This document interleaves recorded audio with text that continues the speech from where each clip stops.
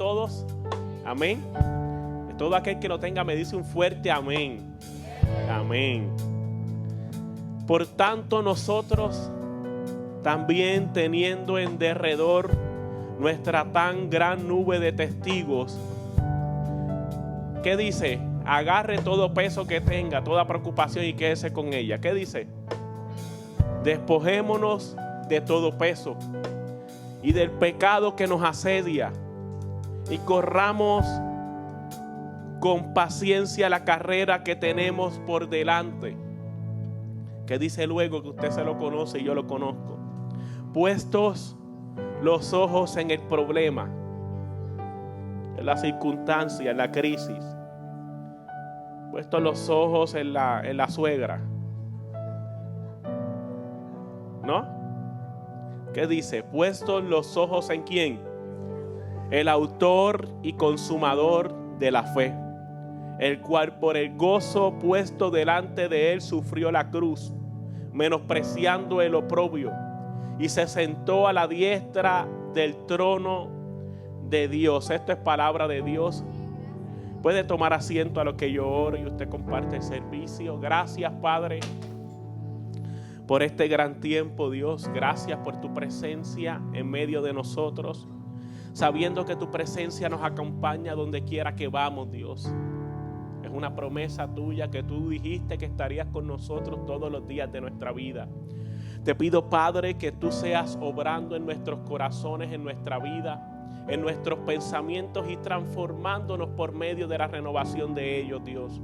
Glorifícate a través de tu palabra, Señor, que tú eres el Dios fiel y leal, el Dios de amor que nos ha entregado esta hermosa palabra en beneficio nuestro, Señor, para alcanzar la salvación que solo proviene de ti por medio de tu gracia. Glorifícate, Dios, Señor, y te pido que hoy tú renueves fuerzas, que tú, Señor, levantes al que está caído, que tú sanes, Señor, al que está enfermo, que tú libertes al que está cautivo, que tú, Señor, quites toda lágrima, toda pena, y hoy, Señor, cambiamos esas lágrimas y esa pena, Señor, por alegría y por gozo, porque el gozo del Señor es esa fortaleza, Dios. Yo te pido que tú me uses como instrumento en tus manos. No soy yo el merecedor de gloria, sino que solamente tú eres el merecedor de toda la gloria. Te pido que me uses como un instrumento útil en tus manos, Señor. No soy digno de que me uses, pero tú en tu gracia estás dispuesto a utilizarme. Te pido, Dios, que tú abres a las vidas, que hoy vidas salgan transformadas, pero que sobre todo vidas lleguen a los pies de Cristo, Señor, por medio de este mensaje, en el nombre poderoso de Cristo Jesús. Amén y amén. ¿Cuántos pueden darle un aplauso fuerte al Señor?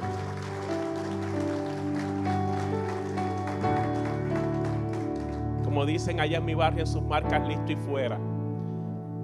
Hebreos, el libro de los Hebreos es un libro muy interesante, escrito para aquellos que antes profesaban la fe judía, que ahora están en el proceso de cada día conectarse a la fe en Cristo Jesús, Señor nuestro. El libro de los Hebreos está escrito para que estas personas que antes eran judíos, ahora son cristianos, pero hay un gran reto por delante. Hay un gran reto que los está marcando para esta temporada. Tenemos que comprender que este tipo de personas, que el autor del libro de los Hebreos, que algunos teólogos piensan que pudo haber sido Apolos, que pudo haber sido Priscila, la seguidora, tal vez que ya se le denomina apóstol también en algunas ocasiones, en algunos textos bíblicos, pudo haber sido cualquiera de aquellos que seguía a Pablo. Algunos todavía tienen la fe y la tradición que Pablo fue el escritor del libro de los Hebreos, pero más allá de entender quién fue el autor, es lo que marca el corazón del mensaje de lo que está hablando el libro de los Hebreos. El libro de los Hebreos está hablando a gente perseguida por el imperio romano y por la religión judía, los fariseos, toda esta gente que eran tan celosos de la ley, que cuando veían que alguien se desviaba un poquito de la ley, vamos a apedrearlos, vamos a matarlos, vamos a quitarles todo. Y entonces cuando nosotros vemos el libro de los Hebreos en su contexto correcto, nos daremos cuenta que son cristianos que estaban siendo perseguidos en gran manera. Y el autor del libro de los Hebreos tiene que entrar en un proceso primeramente de afirmar que Cristo es la única solución para la vida de ellos, que hoy en día todavía esa palabra está marcando nuestro corazón y nos está diciendo que Cristo es la única solución para la vida del ser humano, que Cristo es la única solución para el matrimonio, que Cristo es la única solución para nuestra familia, que Cristo es la única solución para todo lo que emprendemos, que Cristo es la solución para nuestra ansiedad, que Cristo es nuestra solución para nuestra depresión, que Cristo es la solución cuando me dejan todo, que cuando Cristo está presente todo estará bien. Pero está siendo perseguido a esa gente. Y mire la circunstancia en donde ellos casi tienen que decidir volver nuevamente a la religión judía. Aquí no hay problemas, aquí nadie me molesta, aquí nadie me persigue. Porque quiero ponerlos en el contexto, estaban siendo perseguidos en gran manera. No lo que hoy se señala en los Facebook, que los cristianos son esto, que son lo otro. Está bien que la gente tenga su opinión, no hay problema. Estamos en un país democrático, ¿no? Pero dentro del proceso esta gente sí estaba siendo perseguida. Les voy a dar algunos datos que es necesario que nosotros entendamos para estar en contexto. Por favor, atienda acá, porque el cristianismo que vivimos hoy jamás se va a parecer a esos cristianos del primer siglo. ¿Qué estaban experimentando estas personas? Estas personas se les quitaba sus negocios, su sustento, es decir, tú tenías tu negocio, tú fabricabas alfombras, carpetas, tú fabricabas carpas para que la gente pudiera vivir.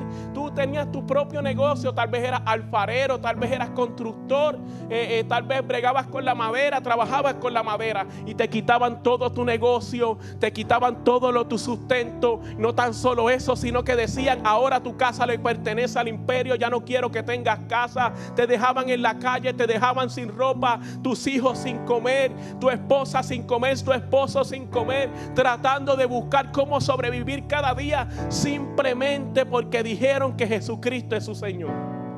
Mire esto.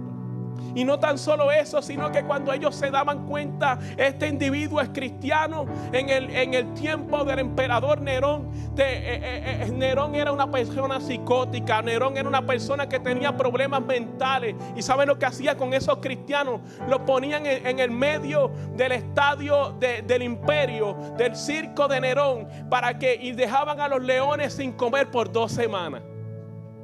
A las fieras sin comer por 2 semanas, a los tigres sin comer por 2 semanas, a los chacales sin comer por 2 semanas.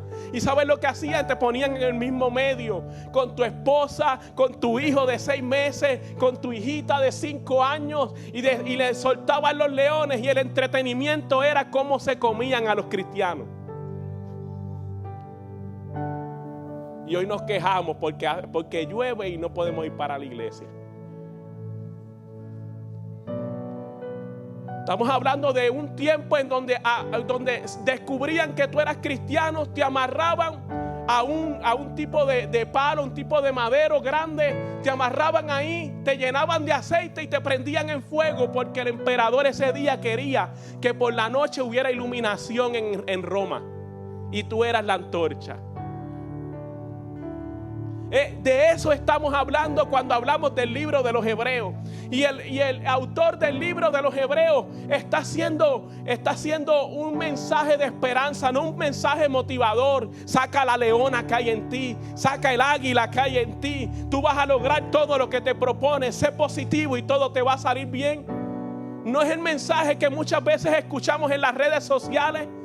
Como decía la pastora, a veces estamos buscando los predicadores que nos gustan, pero no lo que Dios quiere sembrar en nuestro corazón. Y Dios nos está invitando en este día a entender, bajo el contexto, que no perdamos la esperanza, que Dios tiene un propósito, que Dios tiene grandes cosas contigo, pero solo se lograrán para aquellos que ponen sus ojos en Jesús, el autor y consumador de la fe.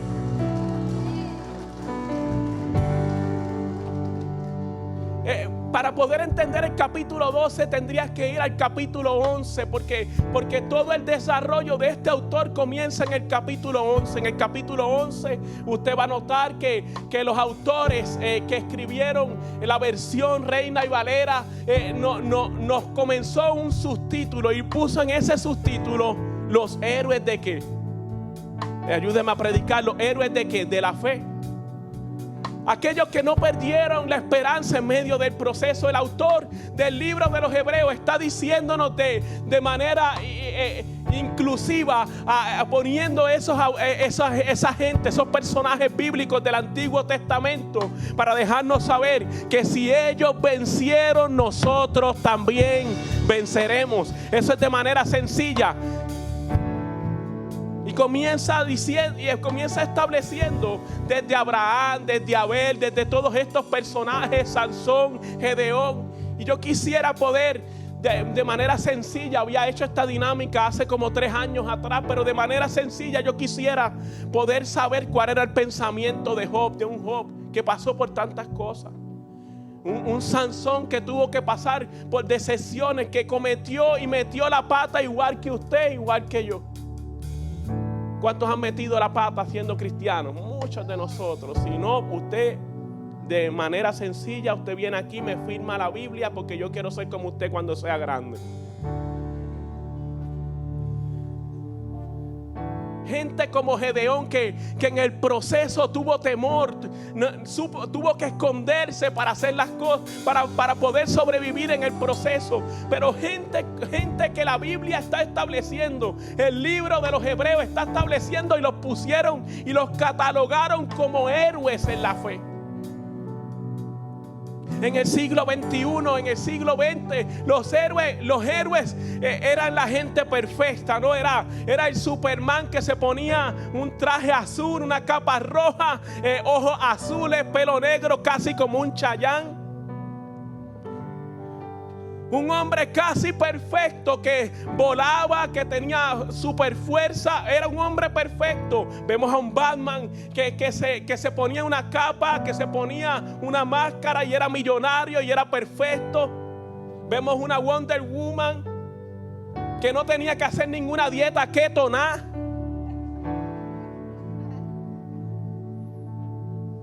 Mujer perfecta, ojos claros, pelo hermoso, todo le va bien. Pero cuando la Biblia establece lo que es un héroe verdadero, es todo lo contrario. Son gente imperfecta que le creyeron a un Dios perfecto. Lo vuelvo a repetir, la Biblia establece de un héroe verdadero que son gente imperfecta que le creyeron a un Dios perfecto. Permítame en este día poder entrevistar a estos hombres. Aunque hubiera mucha gente más que pudiera entrevistar en este día, lamentablemente el tiempo no me da. Quiero empezar con Job. Y yo le quisiera preguntar a Job en este día, ¿cuál fue la experiencia que tú tuviste con Dios, Job? Job, ¿cuál fue tu experiencia en medio del proceso? Yo creo que en este día Job me estuviera contestando. Imaginemos que Job está aquí ahora mismo y ya no está el pastor de la iglesia, y es Job hablándonos y diciéndole que cuál fue mi experiencia. Todo me iba bien. Iglesia, todo me iba bien. Carla, todo me iba bien. Pastor Ramón, todo me iba bien. Mi negocio era próspero. Tenía miles de ovejas, tenía miles de vacas. Yo era millonario en mi época.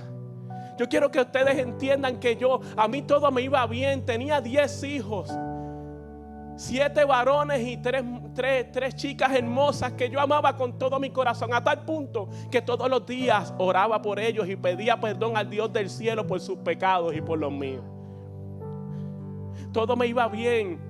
Yo era próspero en todo. Mi matrimonio iba bien, mi casa iba bien, mis negocios iban bien, pero hasta que un día todo cambió.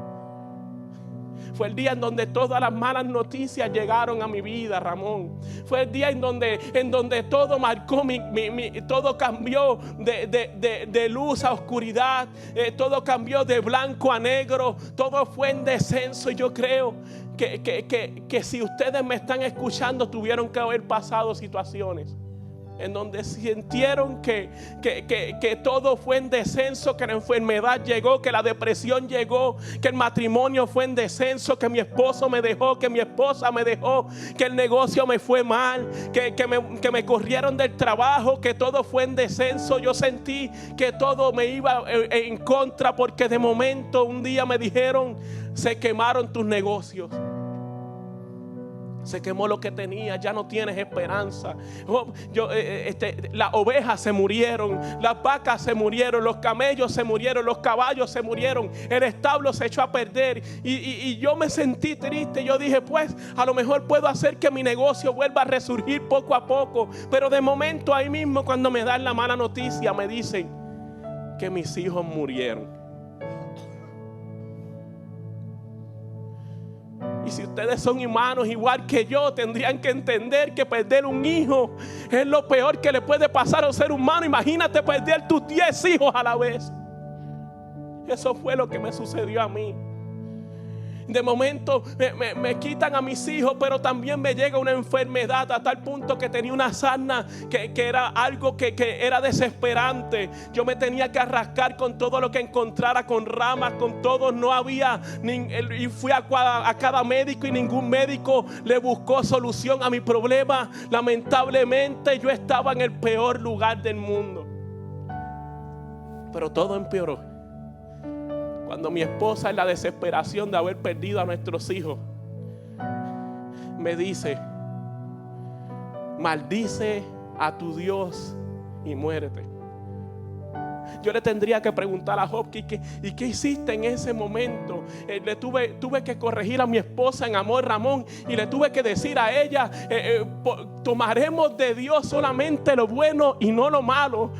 Pero ¿cómo yo puedo hacer eso? Yo lo único que puedo decir en este día y en la palabra que Dios nos está diciendo a nosotros: yo sé que mi Redentor vive, y aún de la ceniza resurgirá. Yo le preguntaría a Job: ¿qué aprendiste en el proceso? ¿Cuál fue el proceso? Es que, Ramón, yo no me di cuenta que en medio de las circunstancias yo solamente conocí a Dios por referencia, pero nunca lo conocí por vivencia.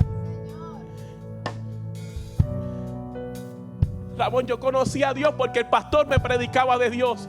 Yo conocí a Dios porque la gente me decía quién era Dios, pero yo nunca quise tener una experiencia con Dios. Lo vuelvo a repetir, Ramón, para que me entiendas. Yo nunca quise tener una experiencia con Dios. Me bastaba con una referencia. Oye, ¿qué pasó? Que en medio de mi pérdida, que en medio de que me mataron a mis hijos, que perdí mi negocio, que mi esposa estaba desesperada y por eso llegó a la circunstancia de casi maldecir a Dios, que cuando yo tuve esas circunstancias, que yo casi negué también a Dios en el proceso, Dios se presentó a mi vida. Y cuando Dios se presenta a mi vida, yo no pude negarlo, yo no pude ignorarlo. Yo tuve que decir: Señor, aquí estoy. Me creía tan santo que me creía más santo que Dios, Ramón. Hasta que Dios tuvo que confrontarme y me tuvo que decir: ¿dónde estabas tú cuando le puse límites al mar? ¿Dónde estabas tú cuando hice que el sol resurgiera? ¿Dónde estabas tú cuando yo hice todas las cosas que tú puedes ver y aún las que no puedes ver? Y tuve que poner mis manos en la boca y quedarme callado ante el todopoderoso Dios, porque de oídas le había oído, pero ahora mis ojos le ven. Porque no es lo mismo una referencia que una vivencia. Muchos de nosotros estamos aquí viviendo referencias, pero no vivencia. Estamos llegando a la iglesia prejuiciados, señalados, pensando que toda la culpa la tienen los demás, pero no nos hacemos responsables de adorar a Dios, de conectarnos con el cielo. Y ahí tenemos que volver entonces al capítulo 12 de Hebreos: puestos los ojos en Jesús. La Biblia hasta está diciendo: puestos los ojos en los defectos del pastor, puestos los ojos en los defectos de los líderes, puestos los ojos en lo que está pasando alrededor, puestos los ojos en las circunstancias, puestos los ojos en la tormenta. No, la Biblia es muy clara y está diciendo: puestos los ojos en Jesús. Y si le preguntara a otro personaje, todos conocemos a Sansón, el Hulk de la Biblia, el fortachón, no como el pastor que tiene 2 o 3 chichitos. El fortachón. Sansón, ¿cuál fue tu experiencia? Sansón, ¿cuál fue tu experiencia con Dios? Mira, Ramón, yo te tendría que decir que yo tenía los mejores talentos de mi época. Yo era el más conocido de la época. Yo caminaba y la gente me pedía autógrafos. Todo el mundo era loco conmigo. Todo el mundo estaba contento conmigo porque yo estaba lleno de talentos. Yo estaba lleno de virtudes. La gente me seguía donde quiera que yo iba porque yo era Sansón, el hombre del momento, el estalón del momento, el Shining Tattoo del momento. Yo era el hombre que todo el mundo seguía, pero no me fijé, no estaba al pendiente de lo que Dios quería, porque yo estaba pendiente de lo que yo quería. Me descuidé, porque para mí era más importante mis propios beneficios que los beneficios que adquiría en Dios. Para mí era más importante lo que yo quería sacar de Dios que lo que Dios quería hacer conmigo. Yo me di cuenta, y ¿sabes qué? Que en el proceso de mi talento no me percaté que la presencia de Dios ya no estaba conmigo. Si yo les pudiera predicar en este día, Sansón estuviera diciéndonos: cuidado que la presencia de Dios ya no esté contigo, aunque estés lleno de talentos. Porque es lo que estaba experimentando yo, Ramón. Yo estaba experimentando un proceso en donde yo estaba lleno de talentos, en que yo iba a la iglesia, que todo el mundo me quería en la iglesia, que todo el mundo me abrazaba en la iglesia, me felicitaban por la predicación, me felicitaban porque yo cantaba bien, me felicitaban porque tocaba los instrumentos bien. Yo era el hombre orquesta. Yo era el hombre que todo el mundo anhelaba, pero tan lejos de la realidad. Porque le adjudicaba culpas a todos, pero no me daba cuenta que yo era el culpable. Porque me molesté, porque un día le dije mi secreto a una mujer. Le dije mi secreto a una mujer porque yo estaba desconectado del propósito. Y como estaba desconectado del propósito, le dije mis sueños, le dije mis secretos a una mujer que realmente no lo merecía. Porque a mí Dios no me dijo que me casara con ese tipo de mujer. Porque cada vez que se hace todo lo contrario a lo que Dios nos dice, vamos a pagar graves consecuencias. Cada vez que nos desconectamos del propósito, vamos a pagar graves consecuencias. Cada vez que estamos desconectados de la presencia de Dios, vamos a pagar graves consecuencias.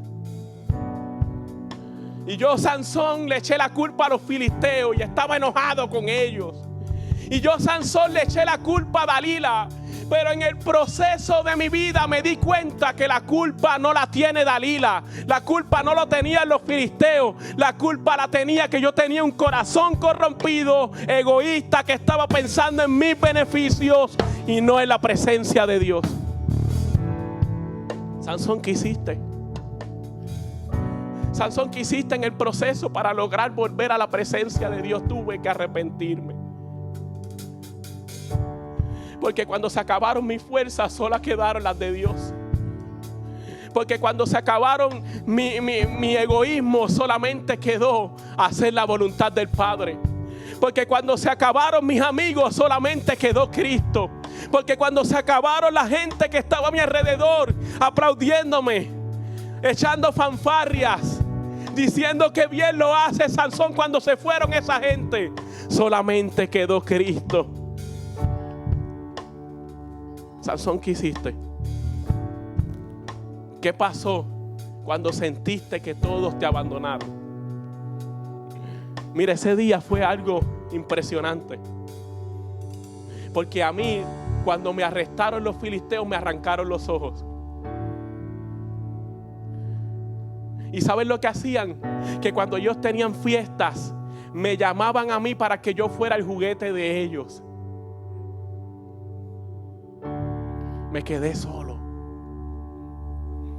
Se acabaron mis fuerzas, ya no tenía talento. Ya no podía ver. Pero el día en que sentí que estaba en cero, clamé al cielo. El día que sentí que todos me abandonaron, clamé al cielo. Ni los dioses de los filisteos me pudieron escuchar, pero Dios sí me pudo escuchar. Ni Shangó ni Yemayá te puede escuchar, pero Dios sí te puede escuchar. Ni María ni los santos te pueden escuchar, pero Dios sí te puede escuchar. Cuando todos me abandonan, yo te garantizo que el único que va a quedar es Jesucristo, el Dios del cielo. El Dios que pone mis pies sobre peña, endereza mis pasos, pone nuevo en mí un cántico nuevo. Ese es el Dios que siempre va a estar conmigo. ¿Qué pasó, Sansón? Que cuando clamé al cielo, una vez más Dios me llenó de fuerzas y pude destruir a mis enemigos. Porque no hay infierno que pueda hacer frente a aquellos que claman al cielo. Porque no hay diablo que pueda hacer frente a aquellos que se conectan con el cielo. Porque no hay cáncer que pueda destruir a un hijo de Dios que está conectado con el propósito de Dios.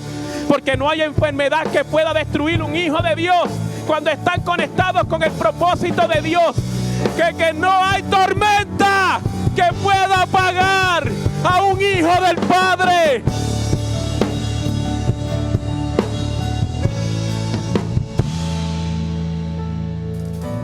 Yo había descuidado la presencia de Dios, pero no, Dios nunca me descuidó a mí.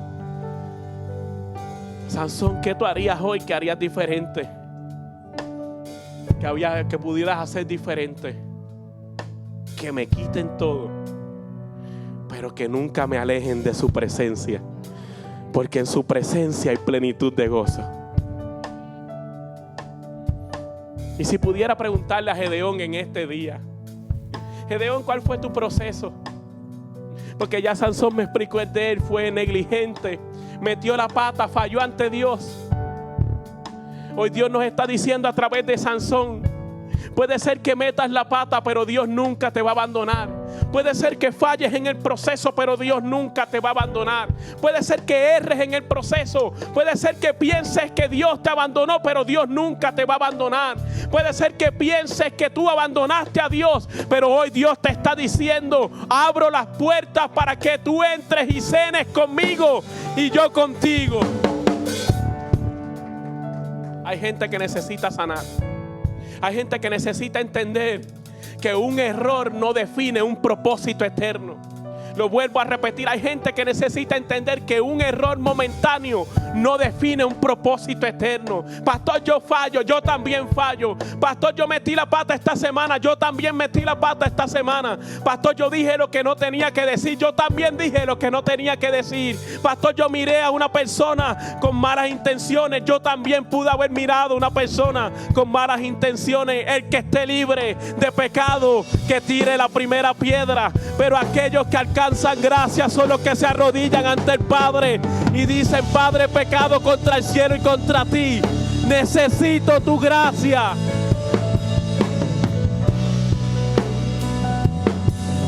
Gedeón, ahora es tu turno de predicar. Gedeón, ¿cuál fue tu experiencia con Dios? ¿Cuál fue mi experiencia con Dios?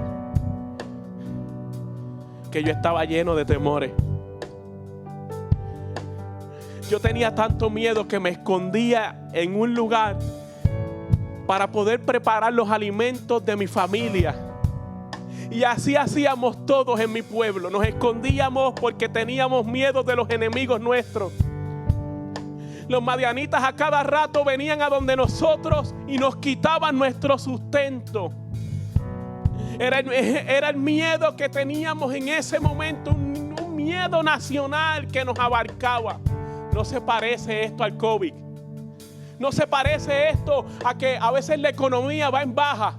No se parece esto a que el cáncer cada día hay alguien que está más cerca de nosotros que le dicen estás diagnosticado con cáncer. No se parece esto al miedo que nos da a nosotros de qué va a pasar con nuestros hijos en estas filosofías seculares que cada día nos están abarcando en el proceso. Es el miedo de Gedeón.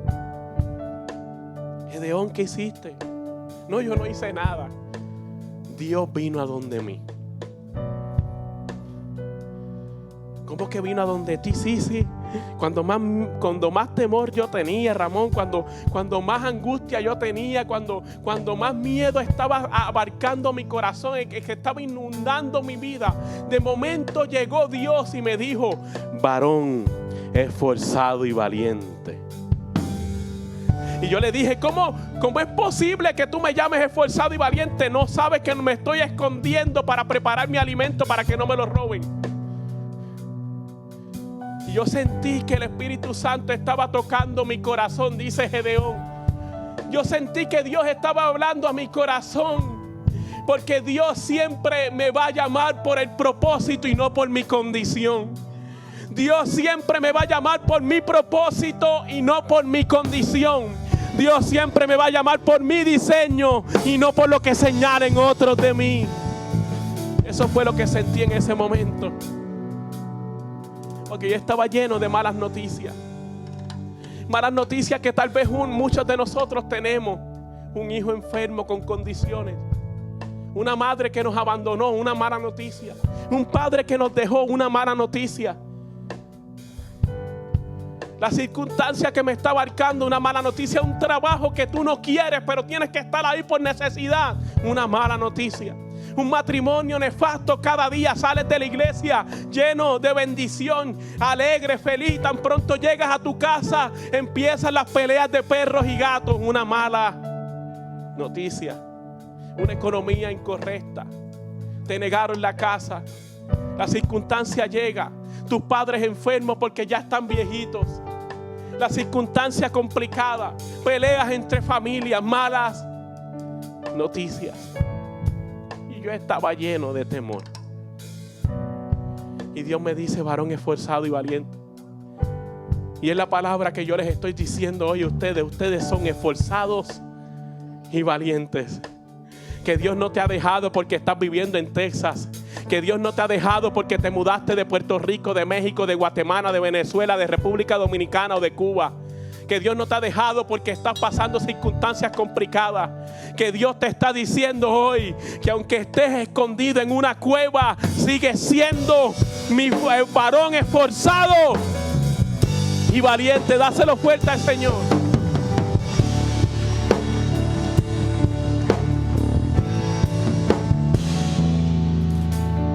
Gedeón, ¿y qué hiciste? Mira, es que las estrategias de Dios son hermosas.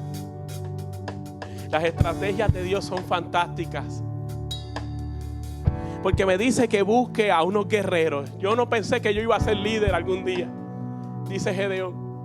Pero me dice que busque a miles de guerreros. Miles de guerreros se pusieron a mi alrededor y yo dije: wow, estoy bendecido. Le salió hasta una palabra puertorriqueña: estoy vaqueado. Me respaldan miles de guerreros. Y Dios dice: no, estás llevando muchos a la guerra. Porque muchos dicen que caminan contigo, Gedeón, pero solo son pocos los que son leales y fieles. Gedeón, ¿qué hiciste? Dios me dice: no lleves a miles. No vaya a ser que ellos piensen que son los que se llevan la gloria y que la victoria es porque son muchos. Llévalos a un río, a que tomen agua. Y aquellos que mantienen la visión, mirando si hay enemigos y toman agua, esos son los valientes. los que se bocan en el agua, los que no están mirando lo que pasa alrededor, a esos déjalos a un lado, no funcionan. Y Ramón, me dejaron todos los demás y solo quedaron 300 contra un ejército de miles y miles y miles. Y no tan solo que eran miles, sino que andaban en camellos. Ellos tenían los tanques del momento, la armada del momento. Gedeón, ¿y qué hiciste?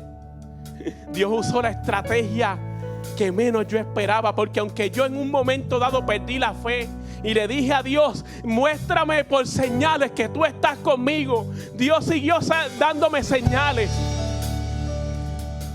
Hay momentos que tenemos que estar conectados con las señales que Dios nos da. Y las señales no van a ser un ángel que baja del cielo y te dice camina. A veces son cosas sencillas como sigue confiando, y un pastor que te dice camina, Dios te está llamando. Un abrazo de un ujier puede ser una señal del cielo. Una circunstancia en donde Dios te está diciendo avanza. Es tiempo de caminar. Dios le está diciendo a alguien en esta mañana, es tiempo de avanzar.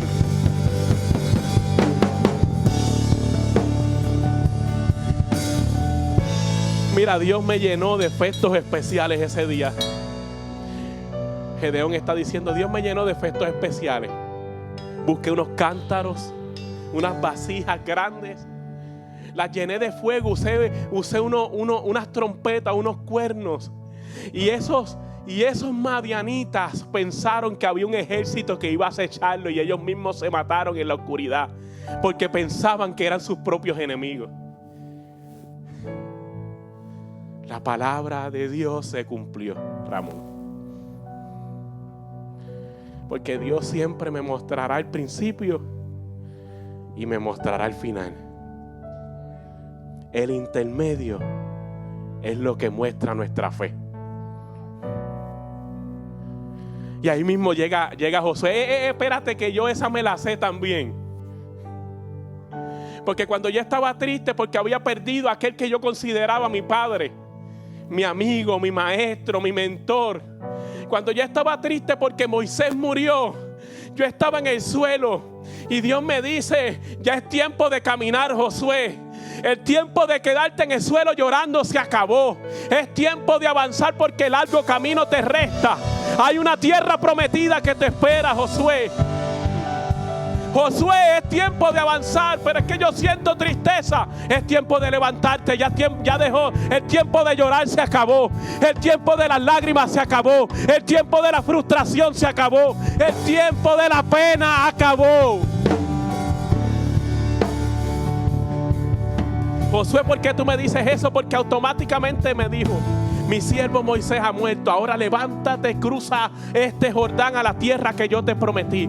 Josué, esfuérzate y sé valiente. No temas ni desmayes, porque yo estaré contigo. Josué, esfuérzate y sé valiente. No apartes de tu boca este libro de la ley, sino que en él medites de día y de noche, para que todo te vaya bien. Josué, mira que te mando que te esfuerces y seas valiente.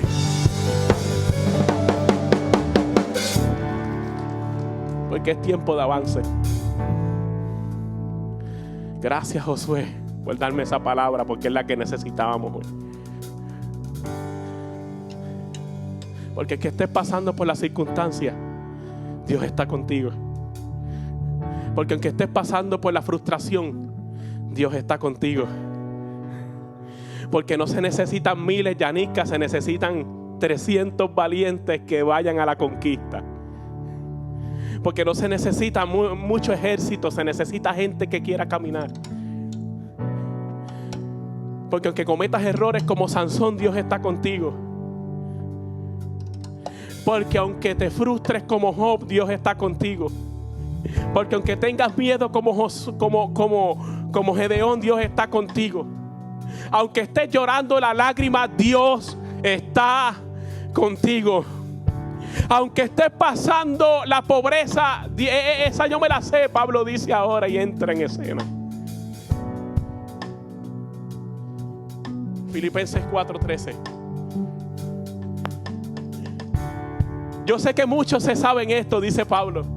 Yo sé que esta expresión todos la saben en su corazón. Todo lo puedo en Cristo que me fortalece. Pero yo les tengo algo que decir, que muchos no conocen lo que yo estaba pasando cuando escribí eso. Porque yo estaba pasando por la pobreza.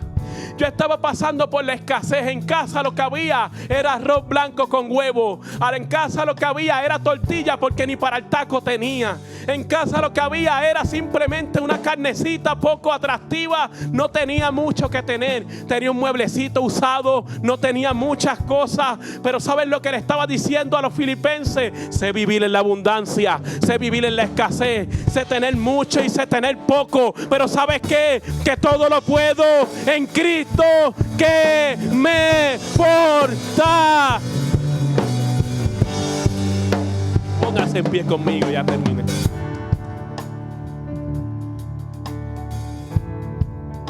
Eric, todo lo puede en Cristo. Carla, todo se puede en Cristo.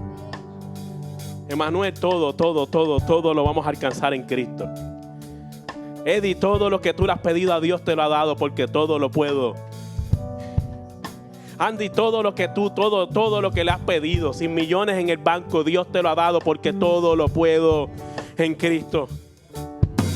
María, todo lo que has tenido, Dios te lo ha entregado porque todo lo puedes en Marangeli, Luis, Dios todo te lo ha dado y te va a seguir multiplicando en bendiciones. Mas buscar primeramente su reino y su justicia y yo lo voy a añadir todo. Te está diciendo el Señor. Dios te está diciendo todo lo puedes en Cristo que te fortalece.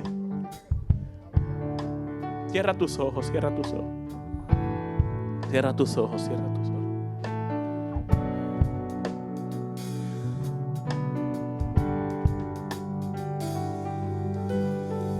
Cierra tus ojos y habla con el Señor. Te entrego para que hables con Dios. No te distraigas con el que está alrededor. No te distraigas con los pensamientos. No te distraigas con lo que vas a comer cuando salgas de aquí. No te distraigas con lo que va a pasar mañana. No te distraigas que mañana hay trabajo. Olvídate de eso. El Señor reprenda todas esas cosas. En esta hora conéctate con el cielo, con lo que el Padre te quiere entregar en este día. No te distraigas con las traiciones que te han dado. En esta hora conéctate con el cielo. No te distraigas en cómo Dios lo va a hacer. Mejor conéctate que Dios lo va a hacer.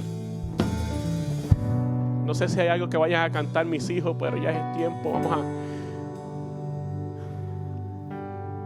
a... Cierra tus ojos. No te distraigas, no te distraigas. Dios te está diciendo hoy, no te distraigas, no mires a diestra ni a siniestra. Porque caerán a tu lado 1000 y 10,000 a tu diestra, pero a ti no llegarán. No llegarán. Yo no sé para quién es esta palabra.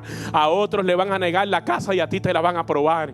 A otros tal vez puedan pasar circunstancias y no van a pasar por esa tormenta los va a matar, pero a ti no te van a matar porque en tu barca está Cristo. Yo no sé si me estás entendiendo. La depresión que está causándote hoy, Dios la va a eliminar.